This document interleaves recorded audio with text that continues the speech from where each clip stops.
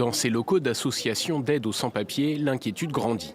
La loi immigration fait peur, notamment la menace de suppression de l'AME, l'aide médicale d'État, un dispositif permettant un accès aux soins gratuits pour les étrangers en situation irrégulière.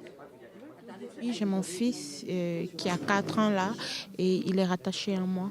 Ça lui sert pour les soins parce qu'il a une pathologie génétique et qui nécessite un suivi d'une longue durée en tout cas.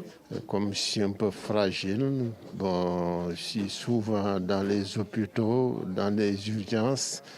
La mère m'a aidé concernant les soins à l'hôpital, les soins dans les médecins, les ordonnances, tout.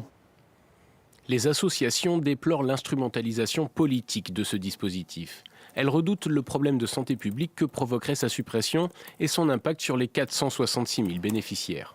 On vide de sens la prévention en santé publique et on se retrouve avec des personnes qui viennent dans un état de santé plus dégradé, avec besoin de soins plus lourds, qui vont mobiliser plus de personnel soignant et plus de moyens financiers. En première lecture, les sénateurs ont supprimé l'AME. Le professeur Pellicello a lancé une pétition pour s'opposer à cette mesure. Vraiment, en moins de 2 jours, on a eu 3500 réponses, donc c'est ça qu'on avait publié.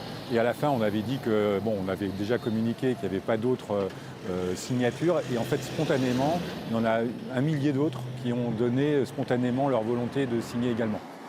D'après la Sécurité sociale, le dispositif est globalement maîtrisé. Il a coûté 968 millions d'euros en 2022. Les débats commencent lundi à l'Assemblée nationale.